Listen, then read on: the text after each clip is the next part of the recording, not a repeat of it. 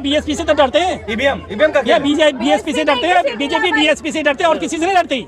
घरों से निकलो, इस सरकार से लड़ो, नहीं तो आने वाली नस्लें गुलाम हो जाएंगी हमारी। सब बर्बाद हो रहा है, ये देश बिक चुका है, सड़कों पे उतरना पड़ेगा, सब लोगों को साथ में आना पड़ेगा। 2 महीने पहले यूपी का चुनाव का रिजल्ट आया, लोगों ने तो भरपूर बम्पर वोट दिया, आप करो महंगाई है।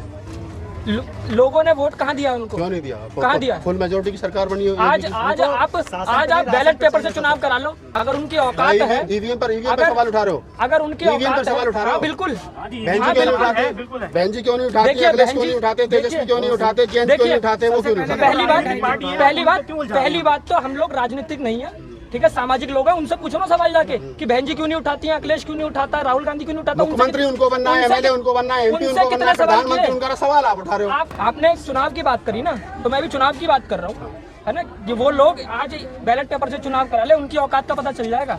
क्योंकि इस देश में हर कोई आदमी परेशान है, केवल एससी या केवल कास्ट और धर्म देख के परेशान नहीं है, हर वो आदमी परेशान है जो इस देश के बारे में सोचता है। और ये देश बर्बाद हो रहा है, सबको सड़क पर उतरना पड़ेगा, सबको एक साथ आना पड़ेगा। कोई पर्टिकुलर कोई राजनीतिक पार्टी या किसी धर्म को या जाति को देखकर नहीं, सबको भारतवासी सामाजिक संगठन के जरिए इस देश की आवाज उठाएंगे। आप राजनीति में नहीं जाओ? नहीं, बिल्कुल नहीं जाएंगे। क्या गारंटी? गारंटी दे रहा हूँ ना मैं। आप जिस दिन आपसे पहले लोग लिखित रूप में गारंटी देके वो चले गए, उन्होंने वो मुख्यमंत्री बन गया, आपकी क्या गारंटी है? जिन लोगों का स्वाभिमान मरा होता है ना, उनकी कोई गारंटी नहीं होती। हम लोग स्वाभिमानी लोग हैं, गारंटी देके जा रहा हूँ कि जिंदगी में राजनीति नहीं करूंगा, और नहीं करूंगा का मतलब नहीं करूंगा। क्या राजनीति से? नहीं, राजनीति में जाके कुछ लोग होते हैं कि फिर वो पीछे के इशारे से चलते हैं। आज लोग अपनी कुर्सी बचाने के लिए, अपना पद बचाने के लिए लोगों की आवाजें उठा रहे हैं। आपके महापुरुष तो कहते हैं कि राजनीति में वो चाबी है, तो जो लोग राजनीति में जा रहे हैं उन लोगों को सपोर्ट करो ना, लेकिन हम लोग राजनीति नहीं करेंगे, क्योंकि जब सब लोग राजनीति में चले जाएंगे तो जमीन पर आवाज कौन उठाएगा? आपको लगता है जनता को महंगाई मुद्दा लग रहा है? हाँ बिल्कुल लग रहा है ना, लेकिन आवाज उठाने वाले लोग किसी न किसी को तो आगे आना पड़ेगा ना, किसी न किसी को तो आगे आना पड़ेगा।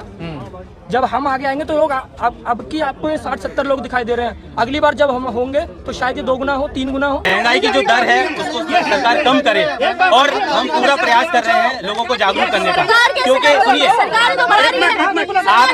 जब तक हम आवाज नहीं उठाएंगे, हम संवैधानिक दायरे में प्रोटेस्ट करेंगे, आवाज नहीं उठाएंगे, तब तक ये मुद्दा सरकार नहीं सुनेगी। ये शुरुआत है। महंगाई बढ़ा के देश का विकास किया जा रहा है, कह रहे हैं टैक्स बढ़ेगा तो विकास होगा, तो रोजगार भी तो आप महंगाई कैसे कम करेंगे? अगर रोजगार दें और महंगाई बढ़ाएं तो कोई प्रॉब्लम नहीं है, क्योंकि अगर इन्फ्लेशन होता है तो साथ ही साथ रोजगार होना चाहिए।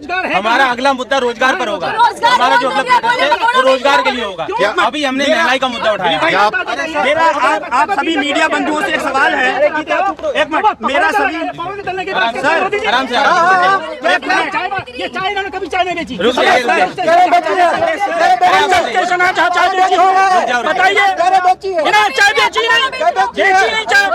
महंगाई पे बात करो। ये महंगाई का कॉज मेरे लिए नहीं है, ये आप सबके लिए भी है।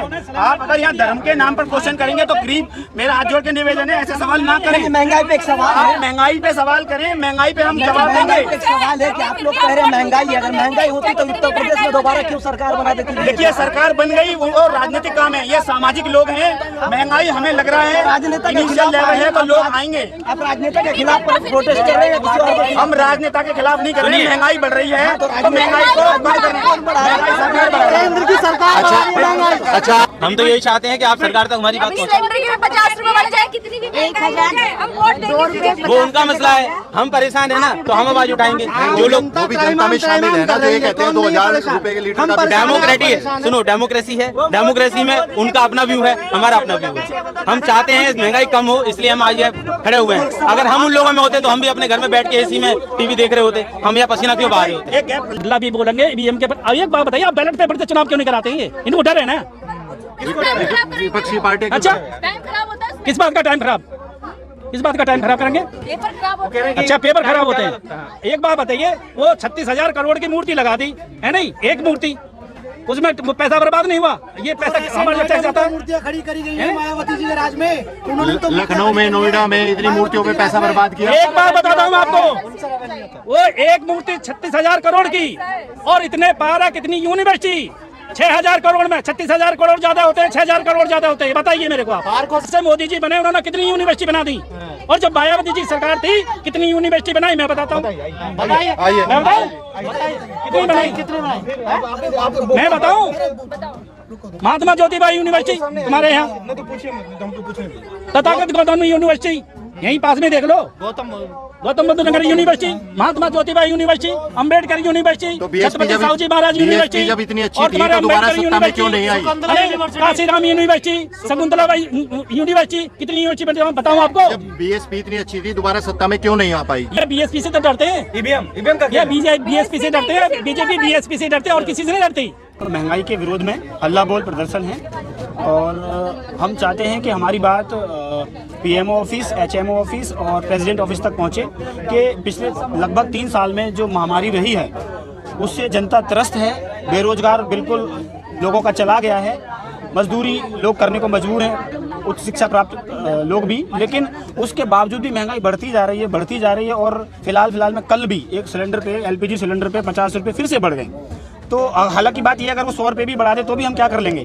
तो फिर ये युवा इसलिए आगे आए हैं, ये बहुजन समाज पॉलिटिकल यूथ इसलिए आगे आया है कि ये महंगाई लगातार बढ़ती जा रही है, इससे आम आदमी पिस रहा है। तो पॉलिटिकल पार्टियां क्या कर रही हैं उनसे लेना देना नहीं है। समाज में जो ये सभी कुछ स्टूडेंट हैं यहाँ पर, कुछ जॉब भी करते हैं और कुछ बेरोजगार भी हैं, बट महंगाई से वो त्रस्त हैं और आप लोग भी त्रस्त होंगे। आप बोले पॉलिटिकल पार्टी से लेना देना नहीं है, लेकिन जो सत्ता में सरकार बैठी है उससे तो लेना देना है। हाँ बिल्कुल, उन्हीं से हमारा सवाल है। हाँ। उनसे हमारा सवाल है कि हमें, हमारी दरख्वास्त है श्री माननीय मोदी जी से, माननीय गृह मंत्री अमित शाह जी से और महामहिम माननीय रामनाथ कोविंद जी से, कि ये लगातार महंगाई बढ़ती जा रही है, इस पे काबू करना बहुत जरूरी है। जनता पिस रही है, तो हम इस ओर उनका ध्यान केंद्रित करना चाहते हैं। कहते हैं ना, किसी चीज को एक शुरुआत की जरूरत होती है, और अभी तक उन्हें कोई शुरुआत नहीं मिल रहा था, लेकिन अभी उन्हें बहुजन समाज पॉलिटिकल यूथ के नाम से एक शुरुआत मिल गई है, और अभी लोग आ रहे हैं, जुड़ रहे हैं। और महंगाई का ये जो आंदोलन है, अभी सांकेतिक तौर पर शांतिपूर्ण धरना प्रदर्शन था, और अगर ये महंगाई पे काबू जल्दी नहीं पाया गया तो यही बीएसपी यूथ पूरे देश में आंदोलन करता नजर आएगा। सभी लोग महंगाई के खिलाफ प्रदर्शन करते आ रहे हैं, लेकिन अब भी 50 रुपए बढ़ गए सिलेंडर पे, सरकार कहाँ सुन रही है? तो सरकार,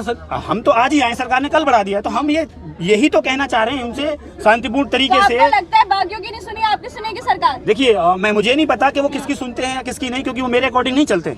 मुझे ये लगता है कि मैं देश का नागरिक हूँ, तो मुझे भी बाबा साहब ने संविधान में अधिकार दिया है कि मैं भी अपनी बात रखूं। आप देश के नागरिक हैं तो सरकार यही तो कह रही है कि महंगाई देश हित में है। नहीं, महंगाई देश हित में है तो वो एक लिमिट होती है ना, सरकार की जिम्मेदारी होती है रोटी कपड़ा मकान आम जनता को मुहैया कराए। अब जनता पिस रही है, अमीर लोगों के लिए महंगाई नहीं है, वो तो अगर 100 का ले लें 150 का भी ले लेंगे, लेकिन जो गरीब आदमी है, जो मजदूरी कर रहे हैं, उनको रोजगार नहीं मिल रहा है कोविड की वजह से, कोविड के बाद से, तो वो लोग आवाज नहीं उठा पा रहे हैं। अब हमने ये कॉमन कॉज लिया है कि हम ये आवाज उठाएं, उन तक अपनी दरखास्त पहुंचा रहे हैं। अब ऐसा तो नहीं, आप जो सवाल कर रहे हैं कि वो कम तो कर नहीं रहे, तो ऐसा तो नहीं है कि मैं उनको बोल दूं आज ही कमी कर दीजिए। तो सरकार ने बोला तो है ना, दूसरे भी रोजगार है, पकौड़ा बेच लो। नहीं, अगर वो कह रहे हैं पकौड़ा बेच लो रोजगार है तो ठीक है, कोई दिक्कत नहीं है। जो लोग पकौड़ा बेच रहे हैं वो भी अपनी रोजी रोटी चला रहे हैं, आखिर जीना तो है, 2 वक्त की रोटी तो खानी है। तो जब कुछ रोजगार नहीं मिला तो पकौड़ा भी बेच रहे हैं, लेकिन इतना ज्यादा बेरोजगार है, उन्होंने 2 करोड़ हर साल रोजगार देने की बात करी थी। तो सब प्रधानमंत्री बोले ना आत्मनिर्भर बन जाइए, प्रधानमंत्री आत्मनिर्भर बोलने की बात कर रहे हैं, लेकिन उनकी जवाबदेही बनती है, अगर वो सत्ता में है तो उनकी जवाबदेही बनती है कि आम जनता के लिए रोटी कपड़ा मकान की सुविधा मुहैया कराएं, चाहे वो कैसी भी स्थिति है। तो राशन बांट तो रहे और क्या? तो राशन बांटने, आप मुझे बताएं, एक मिनट आप मुझे बताइए, वो उन्हें गलत आदत डाल रहे हैं खाली के 5 किलो। तो मना थोड़ी कर रहे हैं कि आप रोजगार मत करो। अच्छा ठीक है, अच्छा मेरा आपसे एक सवाल है कि अगर एक आम अगर आज की डेट में अगर एक फैमिली में हम देखा जाए तो 1 किलो नमक और 5 किलो गेहूं, 5 किलो चना और 1 रिफाइंड की थैली, क्या उससे गुजारा हो जाएगा? आपसे सवाल है मेरा। तो वो जो राशन दे रहे हैं वो पर्याप्त नहीं है। तो ये तो बोनस है ना जनता के लिए, वो रोजगार भी करे और सरकार भी दे रही है। नहीं, वो दे रहे हैं तो ठीक है, जिनके लिए वो सुविधाजनक है वो उनके लिए है, बट मैं ये समझता हूँ कि आम जनता के लिए ये इनफ नहीं है, और उनको रोजगार भी चाहिए, और ये महंगाई से लोग त्रस्त हैं, और इसको कम करना बहुत जरूरी है, और उनकी ये जवाबदेही है। अगर आपने अभी तक हमारा चैनल सब्सक्राइब नहीं किया है तो सब्सक्राइब करें और घंटी का बटन बिल्कुल भी दबाना ना भूलें, ताकि सभी लेटेस्ट खबरें पहुंच सकें आप पे सबसे पहले।